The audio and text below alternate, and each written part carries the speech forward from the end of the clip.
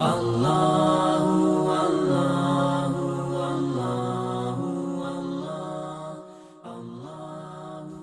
باللہ من الشیطان الرجیم بسم اللہ الرحمن الرحیم وَيَقُولُ الَّذِينَ آمَنُوا لَوْلَا نُزِّلَتْ سُورَةٌ فَإِذَا أُنزِلَتْ سُورَةٌ مُحْكَمَةٌ وَذُكِرَ فِيهَا الْقِتَالُ رَأَيْتَ الَّذِينَ فِي قُلُوبِهِم مَّرَضٌ يَنظُرُونَ إِلَيْكَ نَظَرَ الْمَغْشِيِّ عَلَيْهِ مِنَ الْمَوْتِ فَأَوْلَىٰ لَهُمْ طاعة وقول معروف فإذا عزم الأمر فلو صدقوا الله لكان خيرا لهم فهل عسيتم إن توليتم أن تفسدوا في الأرض وتقطعوا أرحامكم أولئك الذين لعنهم الله فأصمهم وأعمى أبصارهم أفلا يتدبرون القرآن أم على قلوب أقفالها ان الذين ارتدوا على ادبارهم من بعد ما تبين لهم الهدى الشيطان سول لهم واملى لهم ذلك بانهم قالوا للذين كرهوا ما نزل الله سنطيعكم في بعض الامر والله يعلم اسرارهم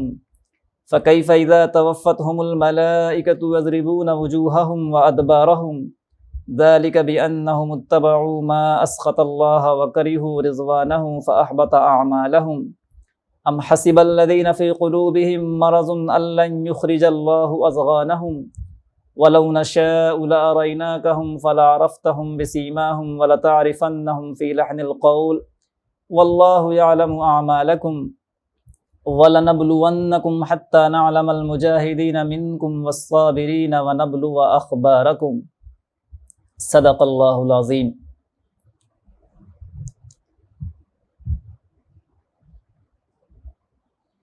اور وہ لوگ جو ایمان لانے کا دعویٰ کرتے ہیں وہ یہ کہتے ہیں کہ کوئی صورت کیوں نہیں نازل کر دی جاتی۔ پھر جب ایک محکم صورت نازل کر دی گئی اور اس میں قتال کا ذکر تھا تو آپ نے دیکھا ان لوگوں کو جن کے دلوں میں نفاق کا مرض تھا کہ وہ آپ کی طرف ایسے دیکھ رہے ہیں گویا کہ ان پر موت چھا گئی ہو، تو ان پر افسوس ہے۔ ان کی زبان پر تو اطاعت کا اقرار ہے اور اچھی اچھی باتیں ہیں، مگر جب قطعی حکم آ گیا پھر اگر وہ لوگ اللہ کے ساتھ وفاداری کرتے تو وہ ان کے لیے بہتر ہوتا۔ تو تم لوگوں سے اس کے علاوہ کیا امید کی جا سکتی ہے کہ اگر تم لوگ پیٹھ پھیر لو کہ تم زمین میں فساد برپا کرو گے اور اپنے رشتہ داروں کا گلا کاٹو گے۔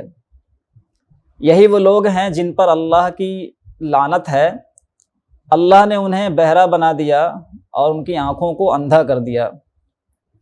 کیا وہ لوگ قرآن پر غور و فکر نہیں کرتے یا ان کے دلوں پر تالے پڑ گئے ہیں؟ بے شک جن لوگوں نے پیٹھ پھیرا بعد اس کے کہ ان کے سامنے ہدایت واضح ہو چکی تھی، تو وہ شیطان ہے جس نے ان لوگوں کے لیے اس عمل کو مزین بنا کر پیش کر دیا ہے اور اللہ نے ان کی امیدوں کو دراز کر دیا۔ یہ اس وجہ سے کہ ان لوگوں نے ان لوگوں سے کہا جنہوں نے اللہ تعالیٰ کے اس نازل کردہ چیز کو ناپسند کیا کہ ہم بعض معاملات میں تمہاری اطاعت کریں گے، اور اللہ تعالیٰ ان کی خفیہ باتوں سے خوب واقف ہے۔ تو اس وقت کیا صورتحال ہوگی جب فرشتے ان کی روح کو نکالنے کے لیے آئیں گے، اس حال میں کہ وہ ان کے چہروں پر اور ان کی پیٹھوں پر مار رہے ہوں گے۔ یہ اس وجہ سے ہوگا کہ انہوں نے اس طریقے کی پیروی کی جو اللہ کو ناراض کرنے والا تھا، اور انہوں نے اس راستے کو ناپسند کیا جس سے اللہ تعالیٰ راضی ہونے والا تھا، تو اللہ تعالیٰ نے ان کے سارے اعمال ضائع کر دیے۔ کیا وہ لوگ جن کے دلوں میں نفاق کا مرض ہے انہوں نے یہ سمجھ رکھا ہے کہ اللہ تعالیٰ ان کے کینے کو واضح نہ کرے گا، اور اگر ہم چاہیں تو ہم آپ کو انہیں دکھا دیں تو آپ ان کی علامتوں کے ذریعے ان کو پہچان لیں، اور اب ضرور ان کو بات کرنے کے انداز سے پہچان لیں گے، اور اللہ تعالیٰ تو تم لوگوں کے اعمال سے خوب واقف ہے۔ اور ہم تمہیں ضرور آزمائیں گے اور تمہارے حالات کو جانچیں گے تاکہ ہم جان لیں کہ تم میں سے جہاد کرنے والے کون لوگ ہیں اور صبر کرنے والے کون لوگ ہیں۔ محترم سامعین، یہ سورہ محمد کی چند آیات تھیں جس کی تلاوت اور اس کا ترجمہ پیش کیا گیا۔ جن آیات کی تلاوت ابھی آپ کے سامنے کی گئی ہے، ان آیات میں اللہ تعالیٰ نے منافقوں اور ان کی صفات کا ذکر اور پھر دنیا میں اور آخرت میں ان کا کیا انجام ہوگا، ان باتوں کو اللہ تعالیٰ نے ان آیات میں تفصیل سے بیان کیا ہے۔ جب آپ صلی اللہ علیہ وسلم مکہ سے ہجرت کر کے مدینہ تشریف لائے تو مدینہ تشریف لانے کے بعد مسلمانوں کو مدینے میں دو طرح کے لوگوں سے واسطہ پڑا۔ ایک تو یہود تھے جو آپ صلی اللہ علیہ وسلم اور اس اسلام کی مخالفت کر رہے تھے، اس کے علاوہ ایک گروہ تھا جو منافقوں کا تھا، جو خفیہ طریقے سے اسلام کو نقصان پہنچانے کے لیے ہر وقت کوششیں کرتا رہتا تھا۔ جب ہم منافقوں کا ذکر کرتے ہیں تو کئی طرح کے منافقین تھے جو مدینے میں پائے جاتے تھے۔ منافقوں کی ایک قسم تو ان لوگوں پر مشتمل تھی جو حالات کے منتظر تھے اور وہ یہ دیکھنا چاہ رہے تھے کہ غلبہ کس کو ملتا ہے۔ اگر مسلمانوں کا غلبہ ہوگا تو ہم مسلمانوں کے ساتھ ہو جائیں گے،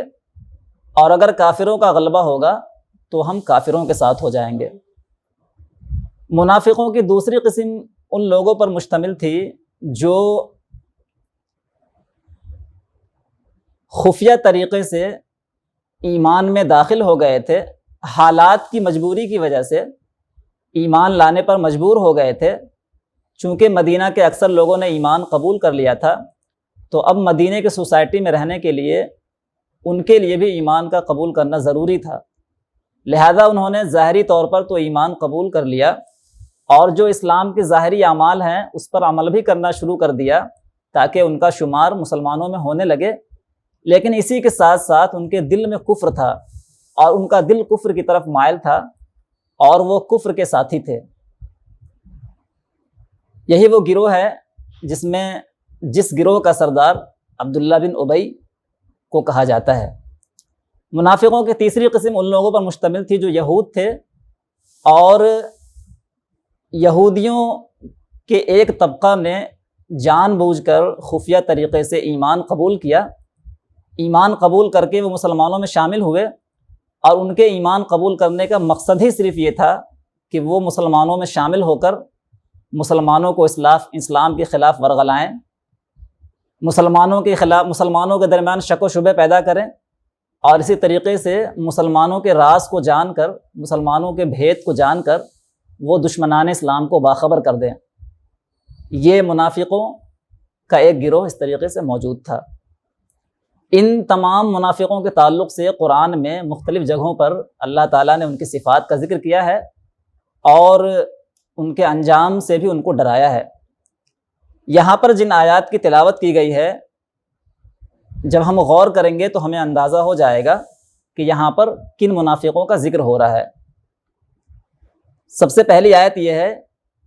کہ اور وہ لوگ جو ایمان کا دعویٰ کر رہے تھے،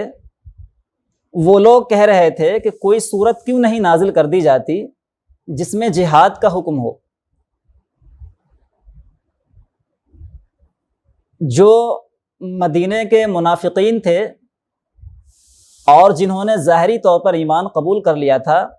وہ اپنے ایمان کو ثابت کرنے کے لیے اور مسلمانوں کے درمیان اپنی پوزیشن کو مضبوط رکھنے کے لیے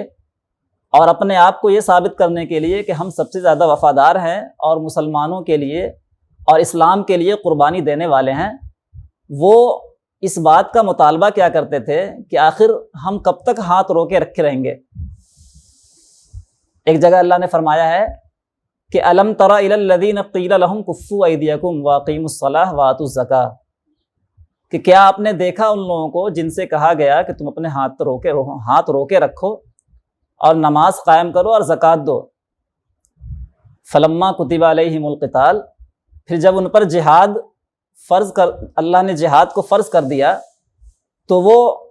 اس طریقے سے ڈرنے لگے جیسے کہ انہیں اللہ تعالیٰ سے ڈرنا چاہیے تھا۔ تو جب جہاد سے ہاتھ روکے رکھنے کا حکم تھا تو اس زمانے میں ان منافقین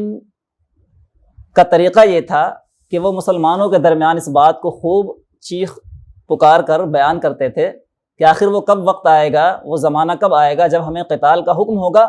اور ہم ان کفاروں سے جہاد کریں گے، ان سے قتال کریں گے اور ہمارا غلبہ ہوگا۔ لیکن اسی کے ساتھ ساتھ ان کے دل میں چور چھپا ہوا تھا۔ جیسے ہی اللہ تعالیٰ نے جہاد کا حکم دیا سورہ بقرہ میں کہ وَقَاتِلُوا فِي سَبِيلِ اللَّهِ الَّذِينَ يُقَاتِلُونَكُمْ وَلَا تَعْتَدُوا، کہ تم ان لوگوں سے جہاد کرو جو تم لوگوں سے جنگ کرتے ہیں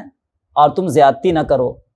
تو جب اللہ تعالیٰ نے کھلم کھلا واضح انداز سے قتال کا اور جہاد کا حکم دے دیا تو اب منافقوں کی حالت یہ ہوئی کہ وہ ڈرنے لگے اور گھبرانے لگے۔ اور آگے اللہ نے فرمایا ہے کہ فَإِذَا أُنزِلَتْ سُورَةٌ مُحْكَمَةٌ وَذُكِرَ فِيهَا الْقِتَالُ، کہ جب اللہ تعالیٰ نے ایک محکم صورت نازل کر دی، یعنی کہ ایسی صورت نازل کر دی جس میں واضح انداز سے قطعی طور پہ جہاد کا حکم تھا اور اس میں کسی قسم کا شک و شبہ نہیں تھا، وَذُكِرَ فِيهَا الْقِتَالُ، اور اس میں قتال کا ذکر تھا، تو رَأَيْتَ الَّذِينَ فِي قُلُوبِهِم مَّرَضٌ يَنظُرُونَ إِلَيْكَ نَظَرَ الْمَغْشِيِّ عَلَيْهِ مِنَ الْمَوْتِ فَأَوْلَىٰ لَهُمْ۔ تو جب قطعی طور پہ جہاد کا حکم آ گیا تو اس وقت ان منافقوں کی حالت یہ ہوئی کہ اے نبی صلی اللہ علیہ وسلم، آپ نے دیکھا ان لوگوں کو جن کے دلوں میں نفاق کا مرض تھا کہ وہ آپ کی طرف ایسے دیکھ رہے ہیں جیسے کہ ان پر موت چھا گئی ہو، یعنی قتال کا حکم آتے ہی ایسا لگ رہا ہے کہ ان کی موت واقع ہونے والی ہو، اور وہ موت سے ڈرنے لگے، گھبرانے لگے۔ فَأَوْلَىٰ لَهُمْ، تو ان کے لیے افسوس ہے، ان پر جتنا زیادہ بھی افسوس کیا جائے کم ہے کہ یہ وہ لوگ تھے جب پہلے جہاد کا قتال کا مطالبہ کیا کرتے تھے، اور جب اللہ نے اس کا حکم دیا تو وہ اب اس سے ڈرنے لگے اور گھبرانے لگے اور اپنے قدم کو پیچھے کرنے لگے۔ پھر آگے اللہ تعالیٰ نے منافقوں کے ایک اور کردار کا ذکر کیا ہے کہ طاعۃ و قول معروف، کہ ان کی زبان پر تو اطاعت و فرما برداری کی باتیں تھیں اور اچھی اچھی باتیں تھیں، یعنی یہ اپنی زبان سے ہمیشہ اس بات کا اظہار کیا کرتے تھے کہ ہم سب سے زیادہ وفادار ہیں، ہم سب سے زیادہ اللہ کے رسول کی اطاعت کرنے والے ہیں، اور اتنی اچھی اچھی باتیں یہ کیا کرتے تھے کہ قرآن میں اللہ تعالیٰ نے ان کے بارے میں فرمایا ہے کہ وَإِن تَسْمَعْ لِقَوْلِهِمْ وَإِذَا رَأَيْتَهُمْ تُعْجِبُكَ أَجْسَامُهُمْ وَإِن يَقُولُوا تَسْمَعْ لِقَوْلِهِمْ، کہ اور جب یہ لوگ بات کرتے ہیں تو آپ ان کی باتوں کو غور سے سننے لگتے ہیں، یعنی اس انداز سے اتنی اچھی اچھی باتیں کیا کرتے تھے کہ مسلمان اور جو مخلص اہل ایمان تھے وہ ان سے متاثر ہونے لگتے تھے۔ خود عبداللہ بن ابی کے بارے میں کافی یہ مشہور ہے کہ جب آپ صلی اللہ علیہ وسلم ممبر پہ خطبہ دینے کے لیے کھڑے ہوتے تھے تو آپ صلی اللہ علیہ وسلم سے پہلے عبداللہ بن ابی، جو کہ سب سے پہلی صف میں ہوا کرتا تھا، وہ کھڑا ہوتا اور مسلمانوں سے کہتا کہ دیکھو یہ نبی صلی اللہ علیہ وسلم ہیں، اللہ کے رسول ہیں، اور یہ جو بھی باتیں کہیں ان کی اطاعت کرنا، ان کی بات ماننا۔ اس طریقے سے وہ اپنے آپ کو واضح کرنے کی کوشش کیا کرتا تھا کہ ہم سب سے زیادہ اللہ کے رسول کے وفادار ہیں اور اطاعت شیار ہیں۔ تو ان کی زبانوں پر تو اطاعت اور فرما برداری کی باتیں تھیں، وقول معروف، اور اچھی اچھی باتیں یہ کیا کرتے تھے۔ فَإِذَا عَزَمَ الْأَمْرُ، لیکن جب جہاد کا قطعی حکم آ گیا، فَلَوْ صَدَقُوا اللَّهَ لَكَانَ خَيْرًا لَهُمْ، تو ایسے موقع پہ جب کہ جہاد کا قطعی حکم آ گیا، جہاد کا حکم آنے سے پہلے تو یہ لوگ کافی اللہ تعالیٰ کی اطاعت اور فرما برداری کا اقرار کیا کرتے تھے اور اپنی زبانوں سے یہ واضح کرتے تھے کہ ہم سب سے زیادہ اللہ کے وفادار ہیں، لیکن جب اللہ کا حکم آ گیا جہاد کے لیے، فَلَوْ صَدَقُوا اللَّهَ لَكَانَ خَيْرًا لَهُمْ، تو ایسے موقع پر اگر عمل کے ذریعے جہاد میں شریک ہو کر خلوص کے ساتھ اگر یہ اللہ تعالیٰ کے ساتھ وفاداری کا اعلان کرتے، اللہ تعالیٰ کے ساتھ وفا کرتے، تو لکان خیر لہم، تو یہ ان کے لیے بہتر ہوتا اور ان کے لیے اس عمل میں دنیا میں بھی خیر ہوتا اور آخرت میں بھی خیر ہوتا۔ لیکن معاملہ اس کے برعکس تھا، جہاد کا حکم آتے ہی ان کا منظر نامہ بگڑنے لگا اور یہ اندر سے کافی گھبرانے لگے کہ اب وہ موقع آ گیا ہے کہ اب ہمارا چہرہ واضح ہو جائے گا، اور اب تک جن باتوں کو ہم زبان سے کہا کرتے تھے اس کو عمل سے کرنے کا وقت آ گیا ہے. تو اب اگر ہم اس میں شریک نہ ہوئے تو ہمارا اصلی چہرہ مسلمانوں کے سامنے واضح ہو سکتا ہے. اور یہ جہادی کا حکم تھا جس حکم نے آ کر منافقوں کو اور اہل ایمان کو الگ کر دیا. اب تک وہ تمام لوگ جنہوں نے ایمان کا دعویٰ کیا تھا سب لوگ نمازیں پڑھتے تھے, سب لوگ روزہ رکھتے تھے, سب لوگ صدقہ اور خیرات کرتے تھے. کسی کے بارے میں کسی کو یہ پتہ نہیں تھا کہ کون مخلص ہے اور کون منافق ہے. لیکن جہاد کا حکم آتے ہی یہ واضح ہو گیا کہ مخلص کون لوگ ہیں, اللہ تعالیٰ کے وفادار کون لوگ ہیں, اور اللہ تعالیٰ کے بے وفا کون لوگ ہیں, اور وہ کون لوگ ہیں جن کے دلوں میں مرض ہے.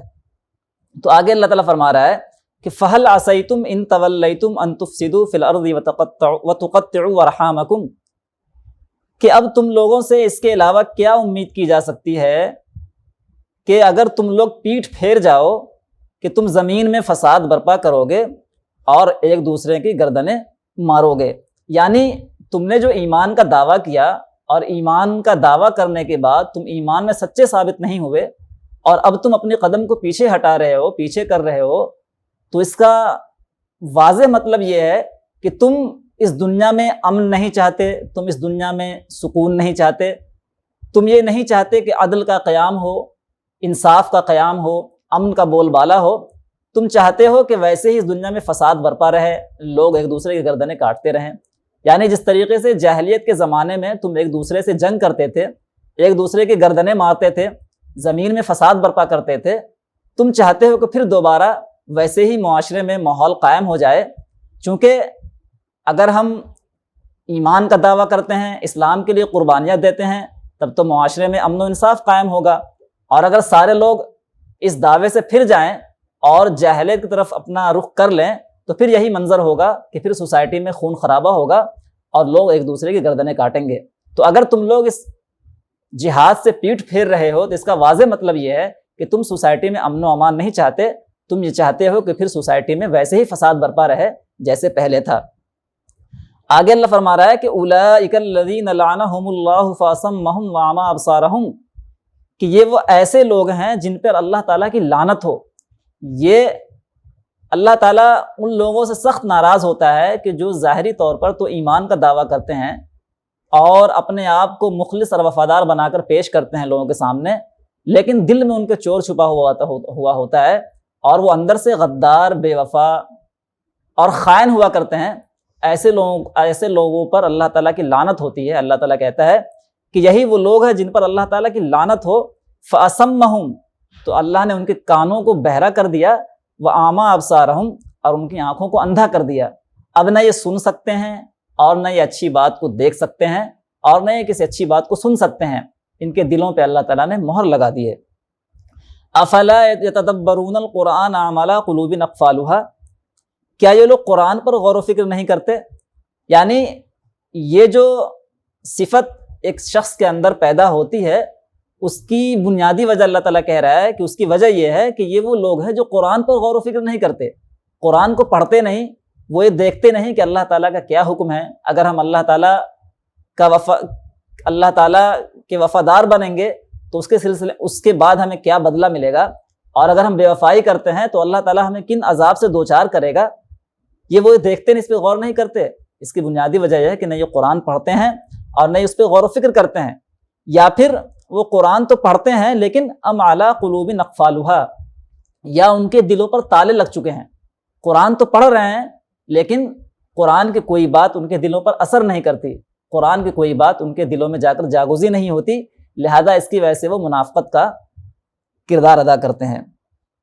ان الذین ارتدوا علی ادبارہم من بعد ما تبین لہم الہدی الشیطان سول لہم واملی لہم, بے شک جن لوگوں نے پیٹھ پھیرا, جو لوگ مرتد ہوئے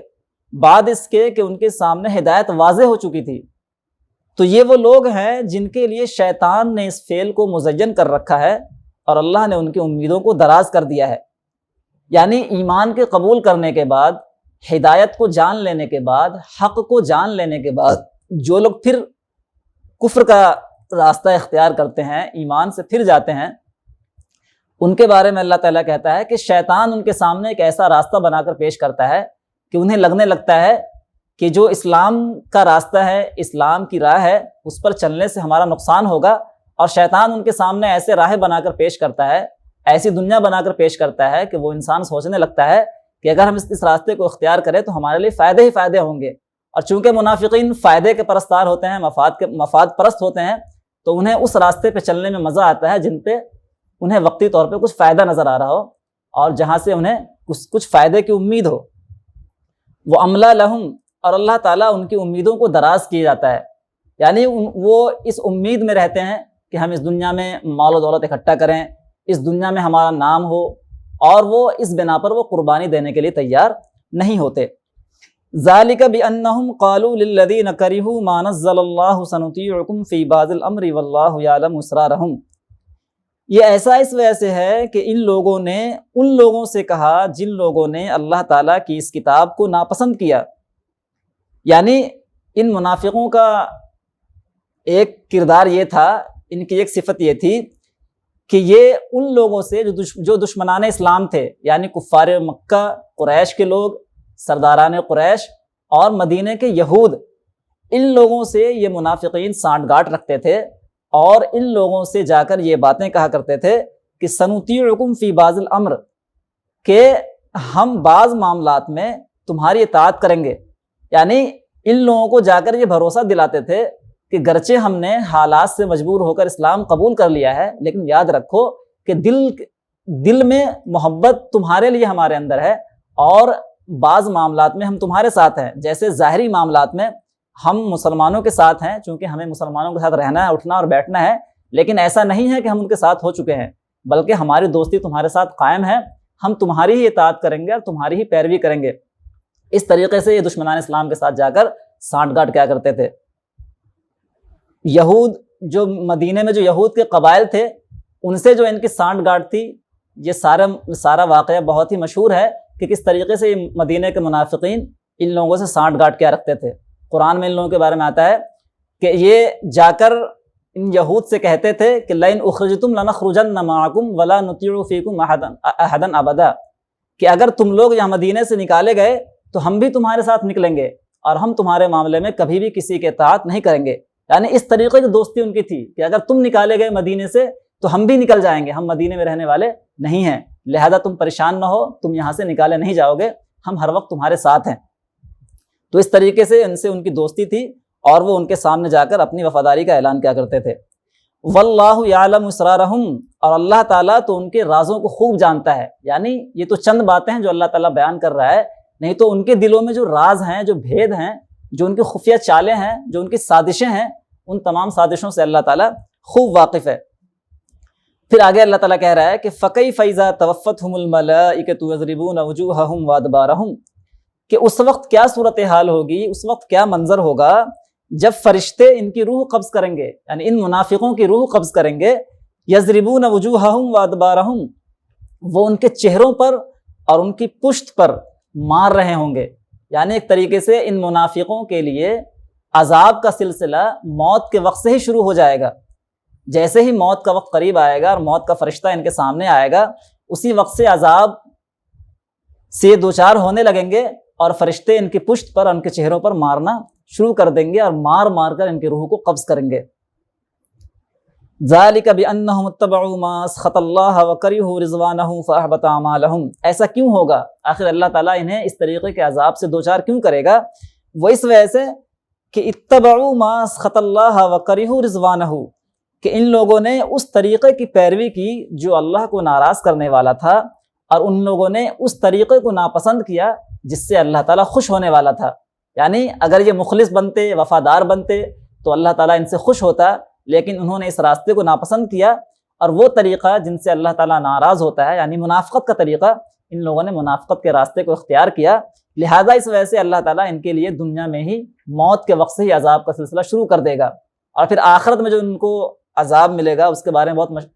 آیت مشہور ہے کہ ان المنافقین فی الدرک الاسفل من النار، کہ جو منافقین ہوں گے وہ جہنم کے سب سے نچلے درجے میں ہوں گے. ام حسب الذین فی قلوبہم مرض ان لن یخرج اللہ اضغانہم، کیا وہ لوگ جن کے دلوں میں نفاق کا مرض ہے، انہوں نے یہ سمجھ رکھا ہے کہ اللہ ان کے کینے کو نہ نکالے گا، ان کے کینے کو اور ان کی دشمنی کو واضح نہ کرے گا. یعنی ان منافقوں کے اوپر جو ایک نقاب پڑا ہوا تھا اور یہ سمجھ رہے تھے کہ یہ پردہ ہمیشہ کے لیے ہمارے جسم پہ پڑا رہے گا، ہمارے چہرے پہ رہے گا، اور جو یہ منافقت کا جو راز ہے اور اس کے ذریعے جو ہم مسلمانوں کو نقصان پہنچا رہے ہیں، مسلمانوں کے خلاف سازشیں کر رہے ہیں، یہ راز کبھی نہیں کھلے گا۔ تو ایسا نہیں ہے، ایک وقت آئے گا کہ اللہ تعالیٰ ان کے راز کو کھولے گا اور ان کے چہرے کو مسلمانوں کے سامنے بے نقاب کر دے گا کہ وہ کون لوگ تھے جنہوں نے منافقت کا راستہ اختیار کیا۔ ایک تو منافقت یہ خود مرض ہے، اور اس کے ساتھ ساتھ منافقت کی ایک اعلیٰ صفت یہ ہے کہ ایک شخص تو منافق ہوتا ہے، اور منافق ہونے کے ساتھ ساتھ ان کے دل میں حسد اور جلن بھی ہوتا ہے۔ منافقوں کا معاملہ یہ تھا کہ ایک طرف تو وہ ان کے دلوں میں نفاق کا مرض بھی تھا، اور اسی کے ساتھ ساتھ وہ اللہ کے رسول سے اور اس اسلام سے سخت نفرت بھی کرتے تھے، حسد کرتے تھے، جلتے تھے۔ یہاں پہ جو زغن کا ورڈ استعمال ہوا ہے، ازغانہم، زغن کی جمع ہے ازغان، جس کے معنی کینہ کے ہوتے ہیں، حسد کے ہوتے ہیں۔ تو ان کے دلوں میں نفاق کا ہی مرض تھا، اور اس کے ساتھ ساتھ ان کے اندر حسد بھی تھی، جلن بھی تھا، اور یہ اللہ کے رسول سے جلتے تھے اور اسلام سے جلتے تھے، اور یہ ہمیشہ اس بات کی تلاش میں رہتے تھے کہ کسی طریقے سے اسلام کو نقصان پہنچے اور اسلام کا خاتمہ ہو جائے۔ انہیں کبھی بھی اس بات سے خوشی نہیں ہوتی تھی کہ جب بھی اگر مسلمانوں کی فتح اور مسلمانوں کے غلبے کی کوئی خبر آتی تھی تو وہ اس سے جلنے لگتے تھے، حسد کرنے لگتے تھے، اور جب بھی کوئی ایسی خبر ملتی جس میں مسلمانوں کو تکلیف ہوا کرتی تھی تو اس سے خوش ہوا کرتے تھے۔ تو اللہ تعالیٰ کہہ رہا ہے کہ کیا ان لوگوں کے جن کے دلوں میں مرض ہے، کیا اللہ تعالیٰ ان کے ان سازشوں کو، ان کے ان حسد کو واضح نہ کرے گا؟ مطلب ہے کرے گا اللہ تعالیٰ۔ وَلَوْ نَشَاءُ لَأَرَيْنَاكَهُمْ فَلَعَرَفْتَهُمْ بِسِيمَاهُمْ وَلَتَعْرِفَنَّهُمْ فِي لَحْنِ الْقَوْلِ وَاللَّهُ يَعْلَمُ أَعْمَالَكُمْ، اور اگر ہم چاہیں تو ہم آپ کو انہیں دکھا دیں تو آپ ان کو ان کی علامتوں سے پہچان لیں۔ اللہ تعالیٰ کہہ رہا ہے کہ اگر ہم چاہیں تو ہم آپ کے سامنے واضح کر دیں، اور کچھ علامتیں ایسی ہم بتا دیں جن علامتوں کے ذریعے آپ انہیں پہچان لیں کہ منافق کون ہے اور اہل ایمان کون ہے، مخلص کون ہے اور بے وفا کون ہے۔ وَلَتَعْرِفَنَّهُمْ فِي لَحْنِ الْقَوْلِ، آگے اللہ تعالیٰ کہہ رہا ہے لیکن آپ ضرور ان کو پہچان لیں گے بات کرنے کے انداز سے، یعنی اے نبی صلی اللہ علیہ وسلم ان کو ان کے بات کے انداز سے، ان کے بات کرنے کے طریقے سے آپ پہچان لیں گے۔ منافقوں کے بات کرنے کا طریقہ یہ ہوا کرتا تھا کہ وہ زبان سے کسی اور بات کا اظہار کرتے تھے اور ان کے دل میں کچھ اور ہوا کرتا تھا۔ بعض منافقوں کی صورتحال یہ تھی کہ وہ ایسے الفاظ کا استعمال کرتے تھے جس کے دو معنی ہوا کرتے تھے، جیسے اللہ نے وہاں منع کیا ہے کہ یا ایھا الذین آمنوا لا تقولوا راعنا وقولوا انظرنا، یہ منافقوں کا طریقہ تھا اللہ کے رسول سے بات کرنے کا۔ تو ان کے بات کرنے کے طریقے سے آپ ان منافقوں کو پہچان سکتے ہیں۔ واللہ یعلم اعمالکم، اور اللہ تعالیٰ تو خیر تم تمام لوگوں کے اعمال سے خوب واقف ہے۔ وَلَنَبْلُوَنَّكُمْ حَتَّى نَعْلَمَ الْمُجَاهِدِينَ مِنْكُمْ وَالصَّابِرِينَ وَنَبْلُوَ أَخْبَارَكُمْ، اور ہم تم تمام لوگوں کو ضرور آزمائیں گے یہاں تک کہ ہم جان لیں کہ تم میں سے جہاد کرنے والے لوگ کون ہیں اور صبر کرنے والے کون لوگ ہیں۔ وَنَبْلُوَ أَخْبَارَكُمْ، اور ہم تمہارے حالات کو خوب جانچیں گے اور پرکھیں گے۔ اللہ تعالیٰ کہہ رہا ہے کہ ہمارا یہ طریقہ ہے کہ ہم اہل ایمان، مخلص اور جو منافق ہیں ان کے درمیان فرق کرنے کے لیے، ان دونوں کو الگ کرنے کے لیے ایک طریقہ اللہ نے اختیار کر رکھا ہے کہ اللہ تعالیٰ لوگوں کو جانچتا ہے، اور جانچنے کا جو سب سے اعلیٰ طریقہ ہے وہ جہاد ہے۔ جہاد کے حکم کے ذریعے، قتال کے حکم کے ذریعے اللہ تعالیٰ یہ فرق کرنا چاہتا ہے کہ کون لوگ ہماری راہ میں جہاد کرنے والے ہیں اور اس میں ثابت قدم رہنے والے ہیں، اور وہ کون لوگ ہیں جو منافق ہیں۔ جہاد کے ذریعے جہاں اللہ تعالیٰ ایک طرف اہل ایمان کو جانچتا ہے، ان کے خلوص کو جانچتا ہے، وہیں یہ بھی فرق الگ کر دیتا ہے کہ سوسائٹی میں وہ کون لوگ ہیں جو جہاد سے پیچھے رہنے والے ہیں، جو ثابت قدم رہنے والے لوگ نہیں ہیں، جن کے دلوں میں مرض ہے، اور جو اسلام کو نقصان پہنچانے والے لوگ ہیں۔ لہٰذا اللہ تعالیٰ تمہیں ضرور جانچے گا، اور اللہ تعالیٰ نے پھر جانچا۔ مختلف جنگوں کے موقع پہ یہ واضح ہو گیا کہ مخلص اہل ایمان کون ہیں، وفادار کون ہیں اور بے وفا کون ہیں۔ تو یہ چند آیات تھیں جس کا درس ابھی آپ کے سامنے پیش کیا گیا۔ ان آیات میں اللہ تعالیٰ نے منافقوں کی چند صفات کا ذکر کیا ہے اور اس کے انجام کا بھی ذکر کیا ہے۔ اللہ تعالیٰ سے دعا ہے کہ اللہ تعالیٰ ہم تمام لوگوں کو اسلام کی راہ میں اخلاص کے ساتھ قربانی دینے کی توفیق عطا فرمائے اور منافقت کے راستے سے بچائے۔ آمین۔ وآخر دعوانا الحمد للہ رب العالمین۔